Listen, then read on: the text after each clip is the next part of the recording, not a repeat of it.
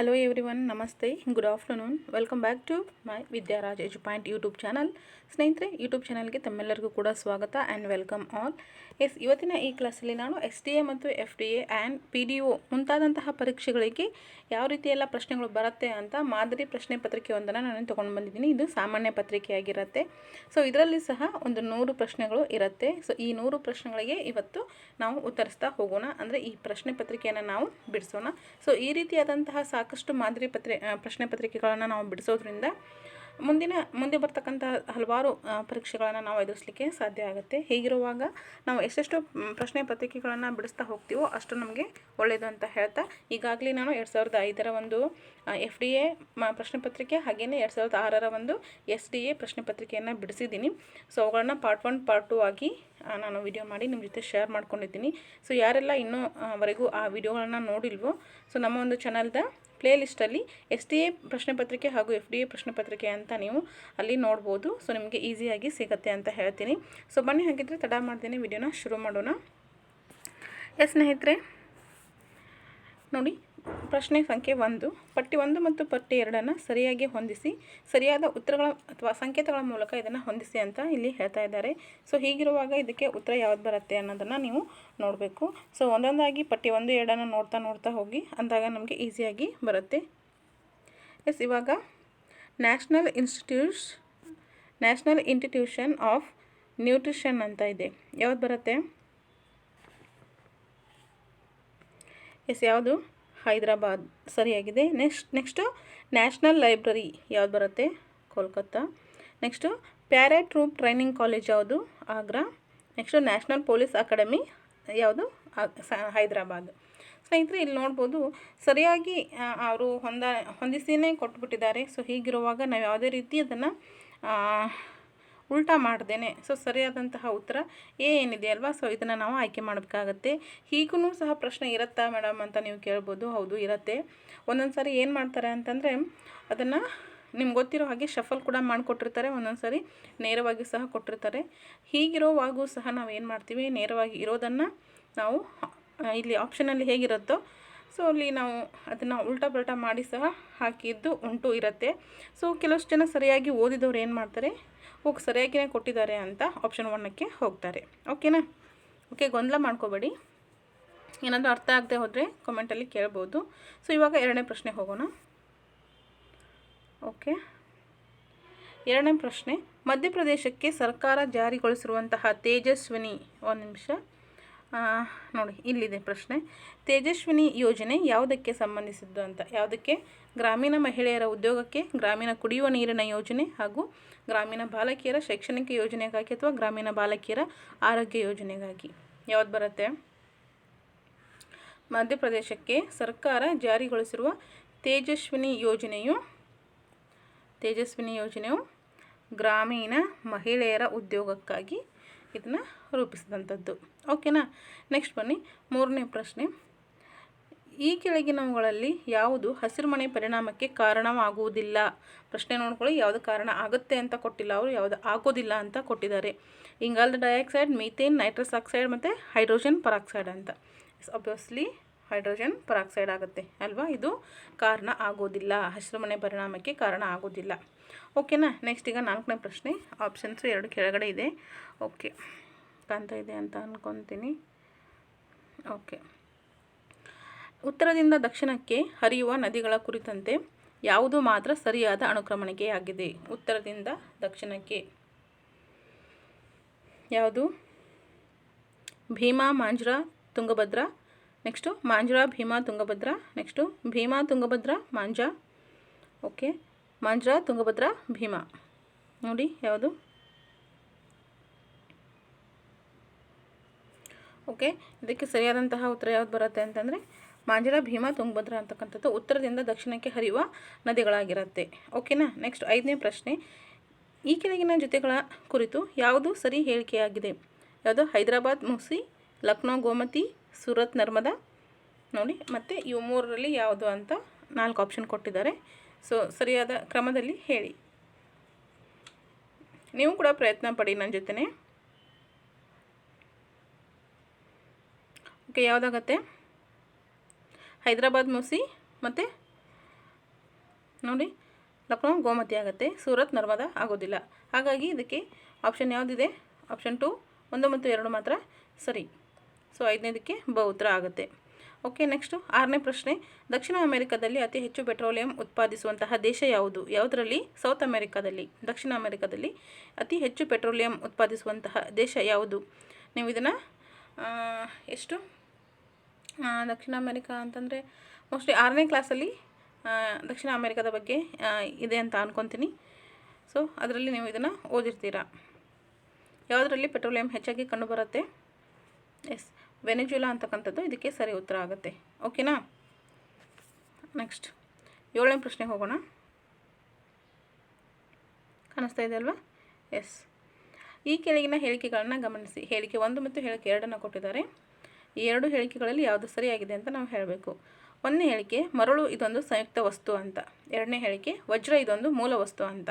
ನೋಡಿ, 2 ಸರಿ ಇದೆಯಾ ಅಥವಾ 2 ತಪ್ಪಿದೆಯಾ ಅಥವಾ 1 ಸರಿ 1 ತಪ್ಪಿದೆಯಾ? ನೋಡಿ,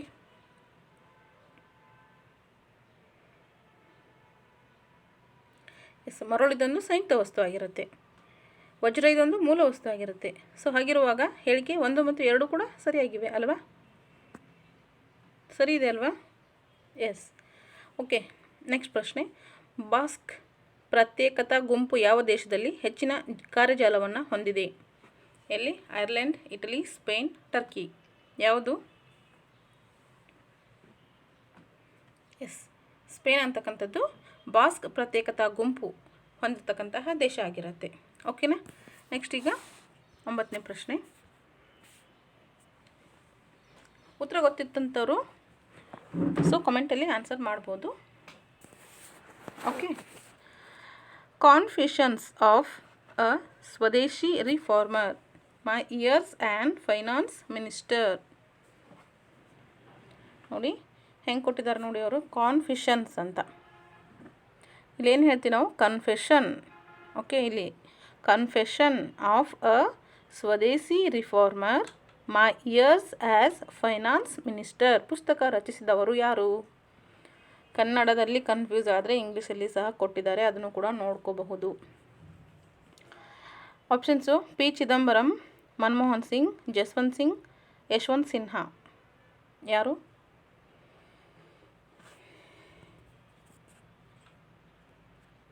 ಯಶವಂತ್ ಸಿನ್ಹಾ ಅವರು. ಹೌದಾ? ನೋಡಿ, ಎಸ್ ಸರಿಯಾಗಿದೆ. ನೆಕ್ಸ್ಟು, ಯಾವ ದೇಶವು ತನ್ನ ಅಸ್ತಿತ್ವವನ್ನು ಕಳೆದುಕೊಂಡ ಬಳಿಕ ಮಾಂಟೆನೆಗ್ರೋ ರಾಷ್ಟ್ರ ಉದಯಿಸಿದೆ? ಯಾವುದು? ಬಲ್ಗೇರಿಯಾ, ಜೆಕ್ ಗಣರಾಜ್ಯ, ರೊಮಾನಿಯಾ, ಯುಗೋಸ್ಲೋವಿಯಾ. ಯಾವುದು? S, Yugoslavia. ಇದು ತನ್ನ ಅಸ್ತಿತ್ವವನ್ನು ಕಳೆದುಕೊಂಡ ಬಳಿಕ ಮಾಂಟೆನೆಗ್ರೋ ರಾಷ್ಟ್ರವನ್ನು ಉದಯಿಸಿದಂಥದ್ದು. ಓಕೆ, ನೆಕ್ಸ್ಟ್ ಬನ್ನಿ 11ನೇ ಪ್ರಶ್ನೆ. ಓಕೆ, ಇದನ್ನು ಕಾಲಾನುಕ್ರಮ ಕೊಟ್ಟಿದ್ದಾರಾ? ಒಂದು ನಿಮಿಷ, ಎಲ್ಲಿದೆ? ಓಕೆ, ಸ್ವಲ್ಪ ಇಲ್ಲಿ ಏನಿದೆ, ವಾಲಾ ಭಾಗ್ ದುರಂತ ಲಕ್ನೋ ಒಪ್ಪಂದ ಅಂತ ಇದೆ ಅಷ್ಟೇ. ಓಕೆ, ಇಲ್ಲ ನೋಡಿ 11ನೇ ಪ್ರಶ್ನೆ. ಭಾರತದಲ್ಲಿನ ಚಾರಿತ್ರಿಕ ಘಟನೆಗಳ ಕುರಿತಂತೆ ಯಾವುದು ಸರಿಯಾದ ಅನುಕ್ರಮಣಿಕೆಯಾಗಿದೆ? ಆಪ್ಷನನ್ನು ನೀವೇ ಓದ್ಕೊಳ್ಳಿ, ಓದ್ತಾ ಕೂತ್ಕೊಂಡ್ರೆ ತುಂಬ ಲೇಟ್ ಆಗಿಬಿಡುತ್ತೆ. ಅದಕ್ಕೋಸ್ಕರ ಆದಷ್ಟು ಟೈಮ್ ವೇಸ್ಟ್ ಮಾಡ್ತಾ ಇಲ್ಲ, ಬದಲಾಗಿ ಸರಿಯಾದ ಉತ್ತರವನ್ನು ಬೇಗ ಬೇಗ ಹೇಳ್ತಾ ಹೋಗ್ತಾ ಇದ್ದೀನಿ ಅಷ್ಟೇ. ಉತ್ತರ ಯಾವ್ದು ಬರುತ್ತೆ ಅಂತ ಹೇಳ್ಬಿಡ್ತೀನಿ ನೋಡಿ. ಬಂಗಾಳದ ವಿಭಜನೆ, ಸೂರತ್ ಇಬ್ಬಾಗ, ಲಕ್ನೋ ಒಪ್ಪಂದ ಮತ್ತು ಜಲಿಯನ್ ವಾಲಾಬಾಗ್ ದುರಂತ. ಇದು ಸರಿಯಾದಂತಹ ಕಾಲಾನುಕ್ರಮಣಿಕೆ. ಓಕೆನಾ? ಓಕೆ, ನೆಕ್ಸ್ಟ್ ಪ್ರಶ್ನೆ 12ನೇ ಪ್ರಶ್ನೆ. ಇವತ್ತು ಎಷ್ಟಾಗುತ್ತೋ ಅಷ್ಟು ನೋಡೋಣ, ಇನ್ನು ಉಳಿದಂಥದ್ದನ್ನು ಮತ್ತೆ ಪಾರ್ಟ್ 2ನಲ್ಲಿ ನೆಕ್ಸ್ಟ್ ನೋಡೋಣ. ಓಕೆ, ನೆಕ್ಸ್ಟ್ 12ನೇ ಪ್ರಶ್ನೆ. ಯಾವ ನಗರದಲ್ಲಿ steel authority of India limited ಘಟಕ ಇಲ್ಲ ಅಂತ ಕೇಳ್ತಾ ಇದ್ದಾರೆ? ಭಿಲಾಯಿ, ಬೋಕಾರೋ, ರೂರ್ಕೆಲಾ, ವಿಶಾಖಪಟ್ಟಣ. ಯಾವುದರಲ್ಲಿ steel authority of India limited ಘಟಕ ಇಲ್ಲ? ನೋಡಿ, ಯಾವುದರಲ್ಲಿ ಇಲ್ಲ? ಸ್ಟೀಲ್ ಅಥಾರಿಟಿ ಆಫ್ ಇಂಡಿಯಾ ಘಟಕ ಎಲ್ಲಿ ಇಲ್ಲ? ಎಸ್, ವಿಶಾಖಪಟ್ಟಣದಲ್ಲಿ ಇಲ್ಲ. ಓಕೆ, ನೆಕ್ಸ್ಟು ಪಟ್ಟಿ 1, 2 ಸರಿ ಹೊಂದಿಸಿ. ಓಕೆ, ಒಂದು ನಿಮಿಷ, ಇಲ್ಲಿ ಕಾಣಿಸ್ತಾ ಇಲ್ಲ. ಎಸ್, ಇವಾಗ ಕಾಣಿಸ್ತಾ ಇದೆ ನೋಡಿ. ಪಟ್ಟಿ 1ರಲ್ಲಿ things fall apart, mother's milk, in the line of fire, Hindus under siege the way out ಅಂತ. ನೆಕ್ಸ್ಟ್ ಆಪ್ಷನ್ ಪಟ್ಟಿ 2ರಲ್ಲಿ ನೋಡಿ. ಸರಿ, ನಾವು ಓದ್ತಾ ಕೂತ್ಕೊಳ್ಳೋಲ್ಲ, ಹಾಕ್ತಾ ಹೋಗ್ಬಿಡೋಣವಾ? ಓಕೆನಾ? Okay. Things fall apart Chinua Achebe. Yes, ಇದು ಕರೆಕ್ಟಾಗಿದೆ. ಸೊ ಆಗಲಿ ಥರನ ಇದು ಸೇಮ್ ಇದೆಯಾ? ಒಂದ್ಸತಿ ಚೆಕ್ ಮಾಡ್ಕೊಂಡ್ಬಿಡ್ತೀನಿ ರೀ. ಎಸ್, ಹೌದು, ಇದು ಕೂಡ ಕರೆಕ್ಟಾಗಿದೆ. ಮದರ್ಸ್ ಮಿಲ್ಕ್ ಅಂದರೆ ಎಡ್ವರ್ಡ್ ಸೆಂಟ್ ಅಯೂಬ್ ಅಂತ ಬರ್ತಾರೆ. In the line of fire Pervez Musharraf ಅಂತ ಬರ್ತಾರೆ.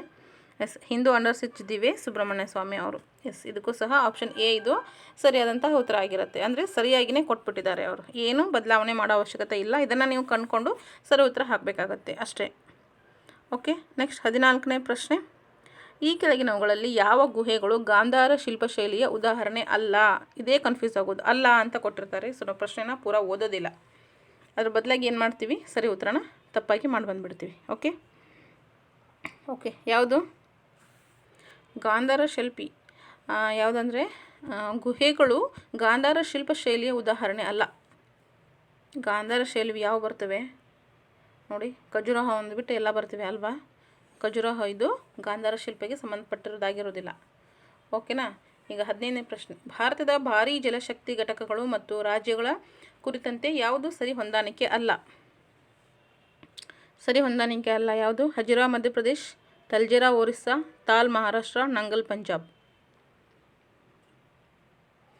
ಎಸ್, ಹಜಿರಾ ಮತ್ತು ಮಧ್ಯಪ್ರದೇಶ್ ಅಂತಕ್ಕಂಥದ್ದು ಸರಿಯಾದ ಹೊಂದಾಣಿಕೆ ಆಗಿರೋದಿಲ್ಲ. ನೆಕ್ಸ್ಟ್ 16ನೇ ಪ್ರಶ್ನೆ. ಭಾರತದ ಸ್ವತಂತ್ರ ಸಂಗ್ರಾಮದ ವೇಳೆ ಜನರಲ್ಲಿ ಜಾಗೃತಿ ಮೂಡಿಸುವುದಕ್ಕಾಗಿ ಅಲ್ ಹಿಲಾಲ್ ಎಂಬ ಉರ್ದು ವಾರಪತ್ರಿಕೆಯನ್ನು ಯಾರು ಹುಟ್ಟುಹಾಕಿದರು? ಅಲ್ ಹಿಲಾಲ್ ಅಂತಕ್ಕಂಥದ್ದು ಮೊಟ್ಟಮೊದಲಾಗಿ ಅದು ಉರ್ದು ಪತ್ರಿಕೆ ಆಗಿರುತ್ತೆ ಅನ್ನೋದನ್ನು ನಾವು ತಿಳ್ಕೊಬೇಕು. ಮತ್ತು ಯಾವಾಗ ಅದು ಹುಟ್ಟುಹಾಕಿದ್ದು? ಸ್ವತಂತ್ರ ಸಂಗ್ರಾಮದ ವೇಳೆಯಲ್ಲಿ. ಯಾರು ಹಾಕಿದರು ಅದೊಂದು ಇವಾಗ ತಿಳ್ಕೊಬೇಕು. ಎಸ್, ಮೌಲಾನಾ ಅಬ್ದುಲ್ ಕಲಾಂ ಅವರು, ಕಲಾಂ ಆಜಾದ್ ಅವರು ಇದನ್ನು ಹುಟ್ಟು ಹಾಕಿರ್ತಕ್ಕಂಥವ್ರು. ಓಕೆ. ನೆಕ್ಸ್ಟ್ 17ನೇ ಪ್ರಶ್ನೆ.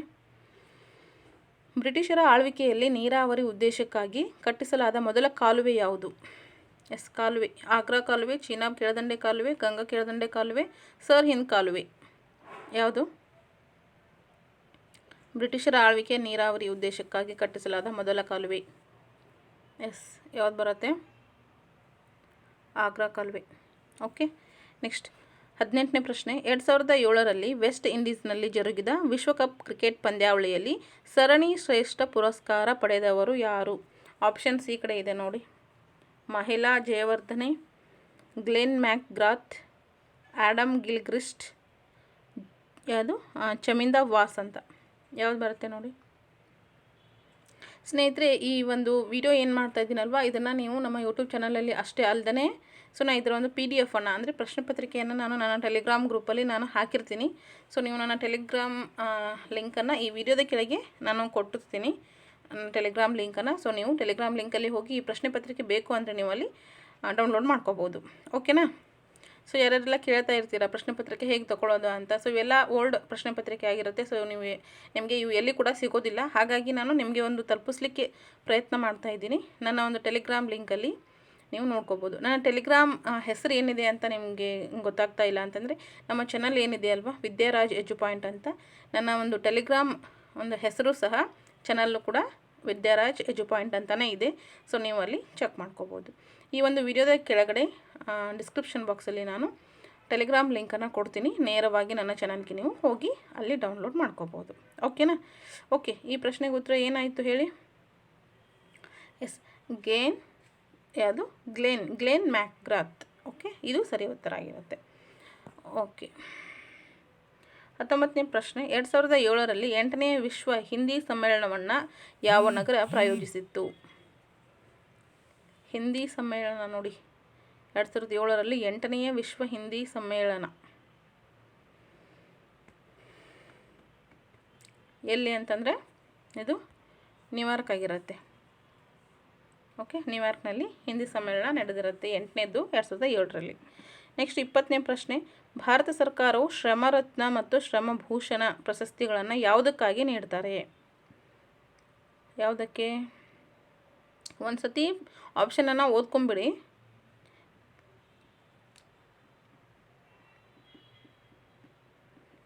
ಯಾವುದಕ್ಕೆ ಅಂದರೆ ಗುಣಮಟ್ಟದ ಕೈಗಾರಿಕಾ ಉತ್ಪಾದನೆಯನ್ನು ಹೆಚ್ಚಿಸಲು ಶ್ರಮಿಸಿದವರಿಗೆ ಶ್ರಮರತ್ನ ಮತ್ತು ಶ್ರಮಭೂಷಣ ಪ್ರಶಸ್ತಿಯನ್ನು ಕೊಟ್ಟು ಇಲ್ಲಿ ಗೌರವ ನೀಡಲಾಗ್ತಾ ಇದೆ. ಓಕೆನಾ. ನೆಕ್ಸ್ಟ್ 21ನೇ ಪ್ರಶ್ನೆ, ಕೆಳಗಿನವುಗಳಲ್ಲಿ ಯಾವುದು ವಿಶ್ವದ ಅತಿ ಎತ್ತರದ ಕಟ್ಟಡ ಎನಿಸಿದೆ? ಯಾವುದು? ತೈವಾನಿನ ತೈಪೆ 101 ಅಂತ, next Burj Dubai, next Petronas towers ಮತ್ತು 4th ಎಸ್ಟೇಟ್ ಅಂತ.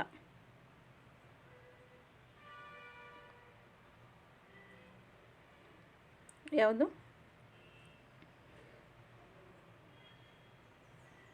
ಬುರ್ಜ್ ದುಬೈ ಅಂತಕ್ಕಂಥದ್ದು ಇದಕ್ಕೆ ಸರಿ ಉತ್ತರ ಆಗಿರುತ್ತೆ. ಓಕೆನಾ.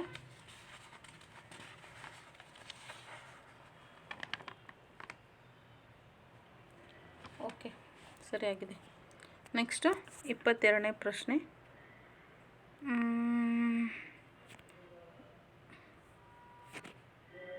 ಒಂದು ನಿಮಿಷ, ಕೆಳಗಿನ ಪ್ರಶ್ನೆ ಕೂಡ ಕಾಣುತ್ತೆ.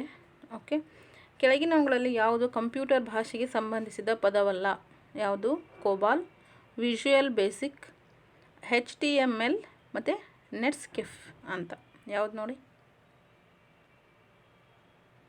ನೆಟ್ಸ್ಕೆಫ್ ಅಂತಕ್ಕಂಥದ್ದು ಈ ಒಂದು ಕಂಪ್ಯೂಟರ್ಗೆ ಸಂಬಂಧಿಸಿದ್ದಾಗಿರೋದಿಲ್ಲ. ಓಕೆ. ನೆಕ್ಸ್ಟ್ ಪಟ್ಟಿ 1, 2 ಸರಿಯಾದ ಸಂಕೇತದಿಂದ ಆರಿಸಿ. ನೋಡಿ, ಒಂದು ಸರಿ ಚೆಕ್ ಮಾಡ್ಕೊಳ್ಳಿ. ಈಗ 2 ಸಾರಿ ಆಯಿತು, ಸೇಮ್ ಇದೆ ಆನ್ಸರ್ಸು. ಇದರಲ್ಲಿ ಆಗಿರೋಕ್ಕೆ ಸಾಧ್ಯನೇ ಇಲ್ಲ ಅನಿಸುತ್ತೆ. ಯಾಕೆಂದರೆ ಆಪ್ಷನ್ ನೋಡಿ 1, 2, 3, 4 ಅಂತ ಆರ್ಡರ್ ವೈಸ್ ಇಲ್ಲೇ ಇಲ್ಲ. ಸೊ ಹೀಗಿರುವಾಗ ಇದು ಕರೆಕ್ಟಾಗಿ ಇರೋದಿಲ್ಲ ಅಂತ ನನ್ನ ಅನಿಸಿಕೆ. ಸಾರಿ ಇದೆ ಆಪ್ಷನ್ 4th ಇದೆ ನೋಡಿ, 1, 2, 3, 4 ಅಂತ ಇದೆ. ಓಕೆ, ಆದರೆ ಸರಿ ಉತ್ತರ ಯಾವುದು ಅಂತ ಒಂದು ಸತಿ ಚೆಕ್ ಮಾಡ್ಕೊಳ್ಳಿ. ಡೈರೆಕ್ಟಾಗಿ ಹಾಗೆ ಕೊಟ್ಟಿದ್ದಾರೆ ಅಂತ ಹಾಗೆ ಹೋಗ್ಬಿಡ್ಬೇಡಿ, ಟ್ವಿಸ್ಟು ಕೂಡ ಮಾಡಿರ್ತಾರೆ. ಓಕೆ, ಹಾಕ್ತಾ ಹೋಗೋಣವಾ? ಸರಿ, ಎಷ್ಟು ನೋಡಿ, ಆಗ್ರಾ ಮತ್ತು ಮುಂಬೈ NH3 ಬರುತ್ತೆ ಇಲ್ಲಿ. ಓಕೆ, ನೆಕ್ಸ್ಟು ವಾರಣಾಸಿ ಕನ್ಯಾಕುಮಾರಿ ಯಾವ್ದು ಬರುತ್ತೆ? ಇದು NH7 ಬರುತ್ತೆ. ಓಕೆ, ನೆಕ್ಸ್ಟ್ ಚಂಡೀಗಢ ಮತ್ತು ಮನಾಲಿ NH21 ಇದು. ಓಕೆ, ದೆಹಲಿ ಜೈಪುರ ಏನು ಬರುತ್ತೆ? ಇದು ಕರೆಕ್ಟ್ ಇದೆ, NH8 ಅಂತ. ಓಕೆ, ಆಪ್ಷನ್ ಯಾವುದಿದೆ ಬರುತ್ತೆ? ಓಕೆ, ಆಪ್ಷನ್ 1 ಇದಕ್ಕೆ ಸರಿ ಉತ್ತರ. ನೋಡಿ, ಅದೇ ರೀತಿ ನಾವು ಹಾಕೋತಾ ಹೋಗ್ಬಿಟ್ರೆ ಇದು ರಾಂಗ್ ಹೋಗ್ಬಿಡ್ತಿತ್ತು. ಓಕೆ, ಇರಲಿ, ಪರವಾಗಿಲ್ಲ. 24ನೇ ಪ್ರಶ್ನೆ, ಈ ಕೆಳಗಿನಗಳಲ್ಲಿ ಯಾವುದು ಸರಿ ಹೊಂದಾಣಿಕೆ ಅಲ್ಲ? ಪ್ರಶ್ನೆಗಳು ಇತ್ತೀಚೆಗೆ ಹೀಗೆ ಬರ್ತಾ ಇದೆ. ಸರಿ ಹೊಂದಾಣಿಕೆ ಯಾವುದು ಅಂತ ಕೇಳ್ತಾ ಇಲ್ಲ, ಹೊಂದಾಣಿಕೆ ಯಾವುದು ಅಲ್ಲ ಅಂತ ಕೇಳ್ತಾ ಇದ್ದಾರೆ. ಓಕೆನಾ. ಸೊ ಹಾಗಾಗಿ ಪ್ರಶ್ನೆನ ಪೂರ್ತಿಯಾಗಿ ನಾವು ಓದ್ಕೋಬೇಕು. ಸರಿ ಹೊಂದಾಣಿಕೆ ಯಾವುದಲ್ಲ? Marine products export development authority, Chennai. Yes, option 2. Okay, ಇದಕ್ಕೆ ಸರಿ ಹೊಂದಾಣಿಕೆ ಅಲ್ಲ. ಓಕೆನಾ. ನೆಕ್ಸ್ಟ್ 25ನೇ ಪ್ರಶ್ನೆ ನೋಡಿ, the last Mughal, the fall of a dynasty, Delhi 1857. ಈ ಪುಸ್ತಕವನ್ನು ಬರೆದವರು ಯಾರು? John Kirkland, William Dalrymple. Okay, ಇನ್ನೆರಡು ಆಪ್ಷನ್ಸು ಇಲ್ಲಿರುತ್ತೆ. ಒಂದು ನಿಮಿಷ, ಯಾವ್ದು ಕೊಟ್ಟಿದ್ದಾರೆ? ಥಾಮಸ್ ವಿಲ್ಸನ್ ಮತ್ತು ಸಿಮೋನ್ ದಿಗ್ಬೆ ಅಂತ ಕೊಟ್ಟಿದ್ದಾರೆ. ಓಕೆ, ಇದಕ್ಕೆ ಸರಿ ಉತ್ತರ ಯಾವ್ದು ಬರುತ್ತೆ ಅಂದರೆ ಇಲ್ಲೇ ಇದೆ, ವಿಲಿಯಂ ಡ್ಯಾರಿಲಿಂಡ್ ಅಂತ. The last Mughal, the fall of a dynasty, Delhi 1857 ಪುಸ್ತಕವನ್ನು ಬರೆದಿರುವಂಥವ್ರು ಇವರಾಗಿರ್ತಾರೆ. ಓಕೆನಾ. ನೆಕ್ಸ್ಟ್ ಯಾವುದು? ಒಂದು ನಿಮಿಷ, 26ನೇ ಪ್ರಶ್ನೆ ನೋಡೋಣ. ಶನಿಗ್ರಹದ ಬಳೆಗಳನ್ನು ಯಾರು ಮತ್ತು ಯಾವಾಗ ಆವಿಷ್ಕರಿಸಿದರು? ಯಾರು ಮತ್ತು ಯಾವಾಗ ಆವಿಷ್ಕರಿಸಿದರು? ಗೆಲಿಲಿಯೋ 1610, ಎಡ್ಮಂಡ್ ಹ್ಯಾಲಿ 1682, ನ್ಯೂಟನ್ 1682 ಮತ್ತು ಬ್ರಾಹೆ ಟೈಕೋ 1590 ಅಂತ ಕೊಟ್ಟಿದ್ದಾರೆ ನೋಡಿ. ಎಸ್, ಗೆಲಿಲಿಯೋ 1610 ಅಂತಕ್ಕಂಥದ್ದು ಸರಿ ಉತ್ತರ. ನೆಕ್ಸ್ಟು, ಸಾಗರಗಳು ಮತ್ತು ಪ್ರವಾಹಗಳ ಕುರಿತಂತೆ ಕೆಳಗಿನವುಗಳಲ್ಲಿ ಯಾವುದು ಸರಿ ಹೊಂದಾಣಿಕೆ ಅಲ್ಲ? ಮತ್ತೆ ಅಲ್ಲ. ಓಕೆ, ಯಾವುದು ನೋಡಿ?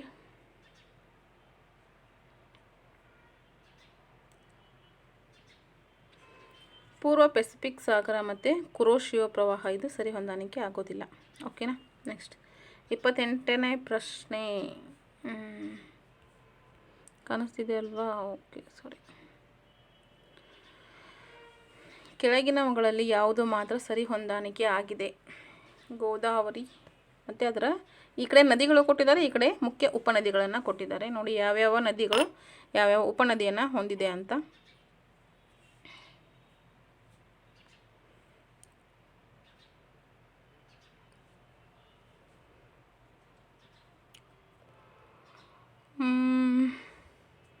ಇದರಲ್ಲಿ ಕಾವೇರಿ ಮತ್ತು ಅಮರಾವತಿ ಹೇಮಾವತಿ ಕಬಿನಿ ಅಂತಕ್ಕಂಥದ್ದು ಮಾತ್ರ ಇದಕ್ಕೆ ಸರಿ ಉತ್ತರ ಆಗುತ್ತೆ.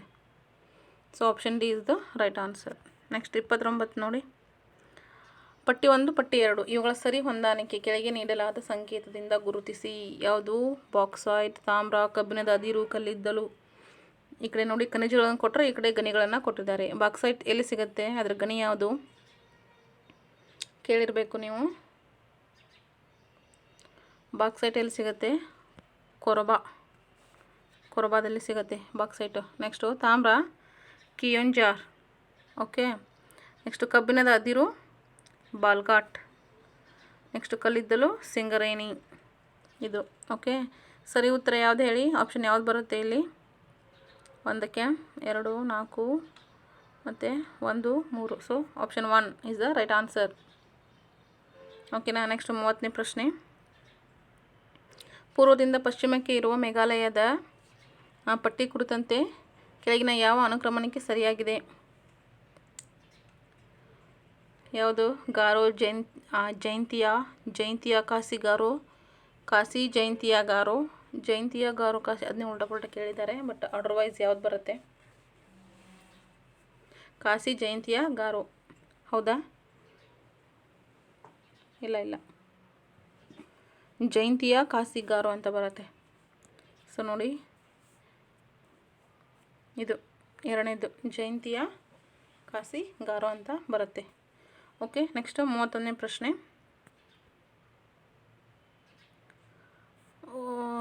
31ನೇ ಪ್ರಶ್ನೆ ಇಲ್ಲಿ ನೋಡಿ. ಇಲ್ಲಿ ಸಹ ಇದೆ ಹೇಳಿಕೆ. 3 ಹೇಳಿಕೆ ಕೊಟ್ಟಿದ್ದಾರೆ ಇಲ್ಲಿ. ಒಂದು ನಿಮಿಷ. ಓಕೆ. ಹೇಳಿಕೆ 1 ನೋಡಿ. ಬಿಯಾಸ್ ನದಿಯನ್ನು ಬಳಸಿಕೊಂಡು ರಣಜಿತ್ ಸಾಂಗ್ ಅಣೆಕಟ್ಟೆಯನ್ನು ಕಟ್ಟಲಾಗಿದೆ ಅಂತ. ಹೇಳಿಕೆ 2 ದಾಮೋದರ್ ನದಿಯನ್ನು ಬಳಸಿಕೊಂಡು ಹಿರಾಕುಡ್ ಅಣೆಕಟ್ಟನ್ನು ಕಟ್ಟಲಾಗಿದೆ. ನೆಕ್ಸ್ಟ್ ಹೇಳಿಕೆ 3 ಚಂವಾಲ್ ನದಿಯನ್ನು ಬಳಸಿಕೊಂಡು ಗಾಂಧಿಸಾಗರ ಜಲಾಶಯ ಕಟ್ಟಲಾಗಿದೆ. ಹಾಗೆ 4 ಆಪ್ಷನ್ಸ್ ಇದೆ, ಅದರಲ್ಲಿ ಯಾವ್ದು ಬರುತ್ತೆ? ಹೇಳಿಕೆ ಅಷ್ಟು ಸರಿನಾ? 1 ಸರಿನಾ? 2 ಸರಿನಾ? ಎಲ್ಲ ಸರಿನಾ? ನೋಡಿ ಯಾವ್ದು ಬರುತ್ತೆ ಇಲ್ಲಿ? ಚಂವಲ್ ನದಿಗೆ ಏನಿದೆ ಅಲ್ವಾ, ಚಂವಲ್ ನದಿಯನ್ನು ಬಳಸ್ಕೊಂಡು ಗಾಂಧಿಸಾಗರ ಅಣೆಕಟ್ಟನ್ನು ಜಲಾಶಯವನ್ನು ಕಟ್ಟಲಾಗಿದೆ ಅಂತ. ಸೊ ಇದು ಮಾತ್ರ ಸರಿಯಾಗುತ್ತೆ. ಆಪ್ಷನ್ ಬಿ ಮಾತ್ರ ಸರಿ. ಓಕೆ. 32ನೇ ಪ್ರಶ್ನೆ. ಮೌಂಟ್ ಮೆರಾಪಿ ಸೂಕ್ತ ಜ್ವಾಲಾಮುಖಿಯನ್ನು ಯಾವ ದೇಶದಲ್ಲಿ ಗುರುತಿಸುತ್ತೀರಿ? ಇದು ಯಾವುದು? ಸೂಕ್ತ ಜ್ವಾಲಾಮುಖಿ ಯಾವ್ದು ನೋಡಿ? ಎಲ್ಲಿ ಕಂಡುಬರುತ್ತೆ ಅಂದರೆ ಇದು ಇಂಡೋನೇಷ್ಯಾದಲ್ಲಿ ಕಂಡುಬರುತ್ತೆ. ಮೌಂಟ್ ಮೆರಾಪಿ ಸುಪ್ತ ಜ್ವಾಲಾಮುಖಿ ಇಂಡೋನೇಷ್ಯಾದಲ್ಲಿ ಕಂಡುಬರುತ್ತೆ. ನೆಕ್ಸ್ಟು ಅಮೆರಿಕ ಸ್ವತಂತ್ರ ಘೋಷಣೆ declaration of independence of USA. ಈ ಹೊತ್ತಿಗೆಯನ್ನು ಬರೆದವರು ಯಾರು? ಹೊತ್ತಿಗೆ ಅಂದರೆ ಪುಸ್ತಕ. ಯಾರು? ಥಾಮಸ್ ಜೆಫರ್ಸನ್ ಅವರು ಈ ಒಂದು ಪುಸ್ತಕವನ್ನು ಬರೆದಿರ್ತಾರೆ, ನೆನ್ಪಿಟ್ಕೊಳ್ಳಿ. ಓಕೆ. ನೆಕ್ಸ್ಟ್ ಪ್ರಶ್ನೆ. 2006ರಲ್ಲಿ ಜರ್ಮನಿಯಲ್ಲಿ ಜರುಗಿದ ವಿಶ್ವಕಪ್ ಫುಟ್ಬಾಲ್ ಪಂದ್ಯಾವಳಿಯಲ್ಲಿ ರನ್ನರ್ ಅಪ್ ಸ್ಥಾನ ಪಡೆದ ರಾಷ್ಟ್ರ ತಂಡ ಯಾವುದು?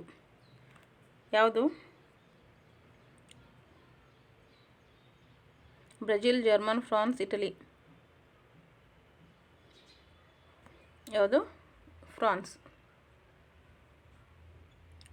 ಓಕೆ. ನೆಕ್ಸ್ಟ್ 35ನೇ ಪ್ರಶ್ನೆ. ARG 21-700 ಕಾಣಿಸ್ತಾ ಇಲ್ವಾ? ಓಕೆ. ARG 21-700 ಇದು ಯಾವ ದೇಶದ ಸ್ವದೇಶಿ ತಂತ್ರಜ್ಞಾನ ಜೆಟ್ ವಿಮಾನವಾಗಿದೆ? ಇದು ವಿಮಾನದ ಹೆಸರು ಯಾವುದಾಗಿರುತ್ತೆ? ಇದು ಚೀನಾದಾಗಿರುತ್ತೆ. ಓಕೆ. ನೆಕ್ಸ್ಟು 36ನೇ ಪ್ರಶ್ನೆ. ಪಟ್ಟಿ 1, 2 ಹೊಂದಿಸಿ ಬರೆಯಿರಿ.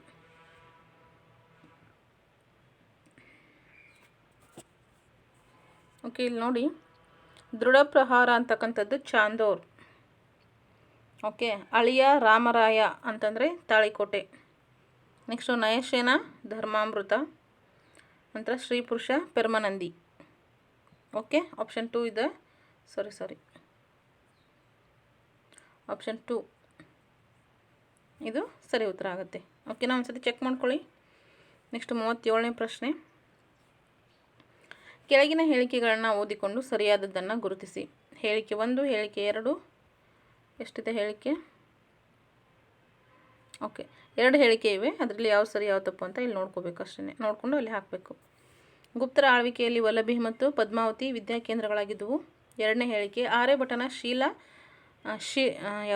ಶಿಷ್ಯಲತಾ ದೇವನು ಪಾಲಿಸ ಮತ್ತು ರೋಮಕ ಸಿದ್ಧಾಂತಗಳನ್ನು ರೂಪಿಸಿದ್ದ. ಹೊಸ ವರ್ಡ್ಸ್ ಆಗುತ್ತಲ್ವ, ನನಗೆ ಸ್ವಲ್ಪ ಪ್ರೊನೌನ್ಸ್ ಮಾಡಲಿಕ್ಕೆ ಕಷ್ಟ ಆಗ್ತಾಯಿದೆ, ಸಾರಿ. ಓಕೆ, ಯಾವುದಾಗುತ್ತೆ ಅಂತಂದರೆ ಹೇಳಿಕೆ ನೋಡಿ,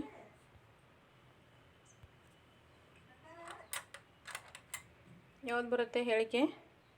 ಆಪ್ಷನ್ ನೋಡಿ, ಹೇಳಿಕೆ 1 ಮಾತ್ರ ಸರಿ, 2 ಸರಿ, 2 ಹೇಳಿಕೆಗಳು 2 ಹೇಳಿಕೆ ತಪ್ಪು ಅಥವಾ ಸರಿ ಅಂತ ಕೊಟ್ಟಿದ್ದಾರೆ. ಯಾವ್ದು ಬರುತ್ತೆ ಅಂತಂದರೆ, ಸೊ ಇಲ್ಲಿ 2 ಹೇಳಿಕೆಗಳು ಸರಿಯಾಗಿರ್ತಕ್ಕಂಥದ್ದು ನಾವಿಲ್ಲಿ ಕನ್ಕೊತೀವಿ. ಓಕೆ, ನೆಕ್ಸ್ಟು 38ನೇ ಪ್ರಶ್ನೆ. ಅವರ್ನಿ ಸಿಂಹ ಎಂಬ ಬಿರುದನ್ನು ಪಡೆದಿದ್ದ ಪಲ್ಲವ ದೊರೆ ಯಾರಾಗಿದ್ದಾರೆ? ಶಿವಸ್ಕಂದವರ್ಮ, ವಿಜಯಸ್ಕಂದವರ್ಮ, 1ನೇ ಮಹೇಂದ್ರ ವರ್ಮ, ಸಿಂಹ ವಿಷ್ಣು ಅಂತ. 38ನೇ ಪ್ರಶ್ನೆಗೆ ಸರಿಯಾದಂತಹ ಉತ್ತರ ಯಾವುದಂದರೆ ತ್ರಿವಿಕ್ರಮ ಆಗಿರ್ತಾರೆ. ಓಕೆ, ಹೌದಾ? ಓಹ್ ಸಾರಿ, ನಾನೆಲ್ಲಿ ಹಾಕ್ಬಿಟ್ಟೆ? 39ಕ್ಕೆ ಹಾಕ್ಬಿಟ್ನಲ್ವಾ? ಓಕೆ, ಸಾರಿ, ಒಂದು ನಿಮಿಷ. 38ನೇ ಪ್ರಶ್ನೆ ಅಲ್ವಾ? ಯಾವುದು? ಅವರ್ನಿ ಸಿಂಹ ಅಂತಕ್ಕಂಥದ್ದು ಇಲ್ಲಿ ಸಿಂಹ ವಿಷ್ಣು ಆಗಿರ್ತಾರೆ. ನಾನು ನೋಡಿ ಕೆಳಗಿನ ಪ್ರಶ್ನೆಗೆ ಹಾಕ್ಬಿಟ್ಟಿದ್ದೀನಿ ಉತ್ತರ. ಆಗುತ್ತೆ ಒಂದು ಸಾರಿ, ಹೀಗೆಲ್ಲ ಪರವಾಗಿಲ್ಲ. 38ನೇ ಪ್ರಶ್ನೆ ನೋಡಿ, ಕಾಣಿಸ್ತಾ ಇದೆ ಅಲ್ವಾ? ಕನ್ನಡದ ಮೊದಲ ಅಲಂಕಾರ ಶಾಸ್ತ್ರ ಗ್ರಂಥವೆಂದು ಪರಿಗಣಿಸಲ್ಪಟ್ಟಿರುವ ಕವಿರಾಜ ಮಾರ್ಗ ಸಂಸ್ಕೃತ ಕೃತಿ ಕಾವ್ಯದರ್ಶದಿಂದ ಅನುವಾದಗೊಂಡಿದ್ದು. ಮೂಲ ಸಂಸ್ಕೃತ ಕೃತಿಯನ್ನು ಯಾರು ರಚಿಸಿದ್ದರು? ಹಲಾಯುಧ, ಗುಣಭದ್ರ, ದಂಡಿ, ತ್ರಿವಿಕ್ರಮ. ಯಾರು? ದಂಡಿ ಬರ್ತಾನೆ. ಓಕೆ, ನೆಕ್ಸ್ಟ್ 40ನೇ ಪ್ರಶ್ನೆ. ಅಲ್ಲಾವುದ್ದೀನ್ ಖಿಲ್ಜಿ ತಾನು ಜಯಿಸಿದ ಯಾವ ಪ್ರಾಂತಕ್ಕೆ ಖಿಜ್ರಾಬಾದ್ ಎಂದು ನಾಮಕರಣ ಮಾಡಿದ್ದ? ರಣತಂಬೂರ್, ಚಿತ್ತೂರು, ದೇವಗಿರಿ, ವಾರಂಗಲ್. ಯಾವುದಕ್ಕೆ? ಚಿತ್ತೂರಿಗೆ ಮಾಡಿರ್ತಾನೆ. ಓಕೆ, ನೆಕ್ಸ್ಟ್ 41ನೇ ಪ್ರಶ್ನೆ. 50 ಪ್ರಶ್ನೆ ನೋಡಿಕೊಂಡು ಈ ಕ್ಲಾಸನ್ನು ಎಂಡ್ ಮಾಡೋಣ, ಯಾಕಂದರೆ ವಿಡಿಯೋ ತುಂಬ ಲೆಂತ್ ಆಗ್ತಾ ಹೋಗುತ್ತೆ. ಇವಾಗಲೇ ನಿಯರ್ ½ an hour ಆಗ್ತಾ ಬಂತು. ಓಕೆ, ತೊಗ್ಲಕ್ ಸಂತತಿಯ ಸ್ಥಾಪಕ ಗಿಯಾಸುದ್ದೀನ್ ತೊಗ್ಲಕನ ಕುರಿತು ಯಾವ ಹೇಳಿಕೆ ತಪ್ಪಾಗಿದೆ ಅಂತ ನೋಡ್ತಾ ಹೋಗೋಣ. ಇವನ ತಂದೆ ಬಲ್ಬನ್ ಗುಲಾಮನಾಗಿದ್ದ. ಹೌದು. ಇವನ ಮೂಲ ಹೆಸರು ಗಾಜಿ ಮಲಿಕ್ ಎಂಬುದಾಗಿತ್ತು. ಹೌದು, ಇದು ಸರಿಯಾಗಿದೆ. ನೆಕ್ಸ್ಟು ಕ್ರಿಸ್ತಶಕ 1325ರಲ್ಲಿ ಅಫ್ಘನ್ಪುರದಲ್ಲಿ ಸಾವನ್ನಪ್ಪಿದ. ಹೌದು. ನೆಕ್ಸ್ಟು ಇವನು ಅಹಮದ್ ನಗರವನ್ನು ನಿರ್ಮಾಣ ಮಾಡಿದ ಅಂತ ಇದೆ. ಸೊ ಇದಕ್ಕೆ ಆಪ್ಷನ್ 4 ಇದು ತಪ್ಪಾದಂತಹ ಉತ್ತರ ಆಗಿರುತ್ತೆ. ಓಕೆ, ಎಸ್, ಇವಾಗ 41ನೇ ಪ್ರಶ್ನೆಗೆ ಸರಿ ಉತ್ತರ ಆಪ್ಷನ್ ಡಿ ಆಯಿತು. ನೆಕ್ಸ್ಟ್ 42ನೇ ಪ್ರಶ್ನೆ. ಕದಂಬರ ಆಡಳಿತಕ್ಕೆ ಸಂಬಂಧಿಸಿದಂತೆ ಕೆಳಗಿನವುಗಳಲ್ಲಿ ಯಾವುದು ಮಾತ್ರ ಸರಿ ಹೇಳಿಕೆ ಹೇಳಿ? ಯಾವುದು? ಕದಂಬರ ಮೊದಲ ಅಧಿಕೃತ ಭಾಷೆ ಸಂಸ್ಕೃತ ಆಗಿತ್ತು. ಹೌದು. ಮಯೂರವರ್ಮನ ಚಂದ್ರವಳ್ಳಿ ಶಾಸನ ಪ್ರಾಕೃತಿಕ ಭಾಷೆಯಲ್ಲಿದೆ. ನೋಡೋಣ. ಓಕೆನಾ.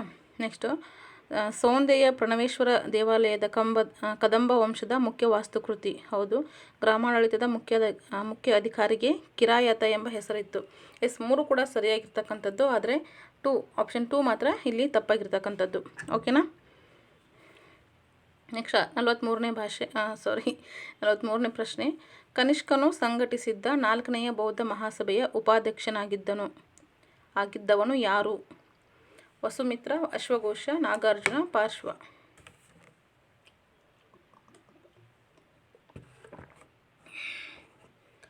ಓಕೆ, ಈ ಪ್ರಶ್ನೆಗೆ ಸರಿ ಉತ್ತರ ಯಾವುದು? ಅಶ್ವಘೋಷ. ಓಕೆ, ಇದು ಸರಿ ಉತ್ತರ. ನೆಕ್ಸ್ಟ್ 44ನೇ ಪ್ರಶ್ನೆ. ಮೌರ್ಯರ ಕಾಲದಲ್ಲಿ ಕಂಟಕ ಶೋಧನ ನ್ಯಾಯಾಲಯದಲ್ಲಿ ಎಷ್ಟು ಮಂತ್ರಿಗಳು ಅಥವಾ ಅಮಾತ್ಯರು ಇರುತ್ತಿದ್ದರು? 3, 4, 2, 1 ಮಾತ್ರ.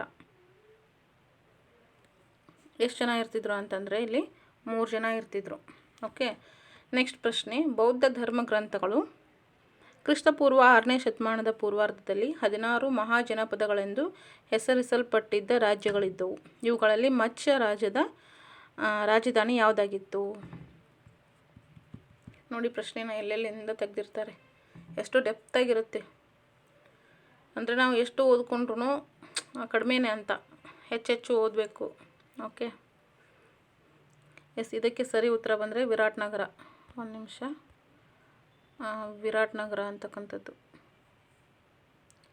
ಓಕೆ, ಮತ್ತೆ ಯಾಕೋ ಇದಾಗ್ತಾಯಿದೆ, ಪರವಾಗಿಲ್ಲ, ವಿರಾಟ್ ನಗರ. ಓಕೆನಾ, ಇಷ್ಟೇ ಮಾರ್ಕ್ ಮಾಡ್ತೀನಿ, 45. ಓಕೆ, ನೆಕ್ಸ್ಟ್ ಪ್ರಶ್ನೆ, ಇನ್ನೊಂದು 5 ಪ್ರಶ್ನೆ ನೋಡ್ಬಿಡೋಣ ಸಾಕು, ಯಾಕಂದರೆ ಜಾಸ್ತಿ ಆದರೆ ನಿಮಗೂ ಕೂಡ ಬೋರ್ ಆಗಿಬಿಡತ್ತೆ, ಅದಕ್ಕೋಸ್ಕರನೇ. ಓಕೆ, ಅಶೋಕನ ಶಾಸನಗಳು ಮತ್ತು ರಾಜ್ಯಗಳ ಕುರಿತಾದ ಸರಿ ಹೊಂದಾಣಿಕೆಯನ್ನು ಪಟ್ಟಿ 1-7ರಲ್ಲಿ ಗುರುತಿಸಿ.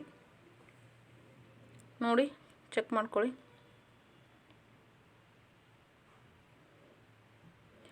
ಫಸ್ಟು ಗಿರ್ನಾರ್ ಅಂತ ಬಂದರೆ ಯಾವ್ದು ಬರುತ್ತೆ? ಗುಜರಾತ್. ಓಕೆ, ನೆಕ್ಸ್ಟ್ ಬಂದರೆ ಚೌಗಡ ಅಂತಂದರೆ ಒರಿಸ್ಸಾ. ಬೈರಾತ್ ಅಂತ ಬಂದರೆ ಓಕೆ ರಾಜಸ್ಥಾನ್. ರೂಪನಾಥ್ ಅಂತ ಬಂದರೆ ಓಕೆ ಮಧ್ಯಪ್ರದೇಶ್. ಸೊ ಇದು ಸರಿ ಉತ್ತರ. ಯಾವ್ದು ಬರುತ್ತೆ ಆಪ್ಷನು ನೋಡಿ? ಎಸ್, ಇದೆ ನೋಡಿ, ಇದು ಸರಿ ಉತ್ತರ. ಓಕೆ, ನೆಕ್ಸ್ಟ್ 47ನೇ ಪ್ರಶ್ನೆ. ಗುಪ್ತರ ಕಾಲದಲ್ಲಿನ ಆಳ್ವಿಕೆಗೆ ಯಾವ ಇಲಾಖೆಯಲ್ಲಿನ ಮಂತ್ರಿಗೆ ಮಹಾಸಂಧಿ ವಿಗ್ರಹಿಕ ಎಂಬ ಬಿರುದಿತ್ತು ಅಥವಾ ಹೆಸರಿತ್ತು? ಹಣಕಾಸು, ವಿದೇಶಾಂಗ, ಸೇನ್, ಶಿಕ್ಷಣ. ಸ್ವಲ್ಪ ಡಿಸ್ಟರ್ಬೆನ್ಸ್ ಇದೆ, ಅಡ್ಜಸ್ಟ್ ಮಾಡ್ಕೊಳ್ಳಿ. ಹಾಕೋಯ್ತು, ಇನ್ನೂ 1-2-3 ಪ್ರಶ್ನೆ ಮಾತ್ರ. ಓಕೆ, ಯಾವುದಂತಂದರೆ ವಿದೇಶಾಂಗಕ್ಕೆ ಮಹಾಸಂಧಿ ವಿಗ್ರಹಿಕ ಅಂತ ಹೆಸರಿತ್ತು. ನೆಕ್ಸ್ಟ್ 48ನೇ ಪ್ರಶ್ನೆ. ಬಾದಾಮಿ ಚಾಲುಕ್ಯರ ಆಳ್ವಿಕೆಯ ಘಟನಾವಳಿಗಳ ಕುರಿತು ಯಾವ ಹೇಳಿಕೆ ತಪ್ಪು? ಯಾವ ಹೇಳಿಕೆ ತಪ್ಪು? ನೀವು ಓದ್ಕೊಳ್ಳಿ ಅದನ್ನು, ನಾನು ಆನ್ಸರ್ ಹೇಳ್ತಾ ಹೋಗ್ತೀನಿ. ಸೊ ಇದಕ್ಕೆ 1ನೇ ಕೀರ್ತಿವರ್ಮನ ಮಹಾಕೂಟ ಸ್ತಂಭ ಶಾಸನ ಬಾಣನ ಹರ್ಷಚರಿತದಿಂದ ಸ್ಫೂರ್ತಿ ಪಡೆದಿದ್ದು ಇದು ತಪ್ಪಾದಂಥ ಹೇಳಿಕೆಯಾಗಿದೆ. ಓಕೆನಾ, ನಾವು ಇಲ್ಲಿ ಜಾಸ್ತಿ ಟೈಮ್ ಕೊಡೋಕ್ಕಾಗ್ತಾ ಇಲ್ಲ, ಯಾಕಂದರೆ ಇನ್ನೂ ಸಾಕಷ್ಟು ಮಾಹಿತಿ ಇದೆ. ಸೊ ಎಲ್ಲರೂ ಸಹ ಕ್ವಶನ್ ಪೇಪರ್ ಬಿಡಿಸಿ, GPT ಹಾಗೆ ಕಂಪ್ಯೂಟರ್ ಬಗ್ಗೆ ಹೇಳಿ, ಸೈಕಾಲಜಿ ಬಗ್ಗೆ ಹೇಳಿ, ಸೊ ಈ ರೀತಿ ಎಲ್ಲ ಕಮೆಂಟ್ಸ್ ಹಾಕ್ತಾ ಇದ್ದಾರೆ. ಹಾಗಾಗಿ ನಾನು ಅದರ ಮಧ್ಯದಲ್ಲಿ ಸ್ವಲ್ಪ ಟೈಮ್ ಮಾಡಿಕೊಂಡು SDFDದ ಮಾದರಿ ಪ್ರಶ್ನೆ ಪತ್ರಿಕೆಗಳನ್ನ ಸಹ ನಿಮ್ಮ ಜೊತೆ ಶೇರ್ ಮಾಡ್ಕೋತಾ ಇದ್ದೀನಿ. ಹಾಗೆ ಇವತ್ತು ಬೆಳಗ್ಗೆ ತಾನೇ ಒಂದು ಕಂಪ್ಯೂಟರ್ಗೆ ಸಂಬಂಧಿಸಿದಂಥ ಒಂದು ವಿಡಿಯೋನ ಶೇರ್ ಮಾಡ್ಕೊಂಡಿದ್ದೀನಿ. ಓಕೆ, ಅವುಗಳನ್ನೆಲ್ಲವನ್ನು ನೋಡ್ತಾ ಇರಿ, ಯಾವುದನ್ನು ಮಿಸ್ ಮಾಡಬೇಡಿ, ಯಾಕಂದರೆ ಅವಕಾಶ ಮತ್ತೆ ಬರ್ತಾ ಇರೋದಿಲ್ಲ. ಸೊ ಬಂದಿರುವಂತಹ ಅವಕಾಶವನ್ನು ನಾವು ಉಪಯೋಗ ಮಾಡ್ಕೋಬೇಕಾಗತ್ತೆ. ಅದಕ್ಕೋಸ್ಕರ ಹೇಳ್ತಾ ಇದ್ದೀನಿ. Student life is a golden life ಅಂತ ಹೇಳ್ತಾರೆ. ನಾವೀಗ ಸ್ಟೂಡೆಂಟ್ ಅಷ್ಟೇ ಅಲ್ಲದೆ ಪ್ರಶಿಕ್ಷಣಾರ್ಥಿ ಅಂತಲೂ ಹೇಳ್ಬೋದು. ಸೊ ನಾವು ಹೆಚ್ಚೆಚ್ಚು ಓದಬೇಕಾಗತ್ತೆ ಅಷ್ಟೇ. ಓಕೆ, ಇನ್ನೆರಡು ಪ್ರಶ್ನೆ.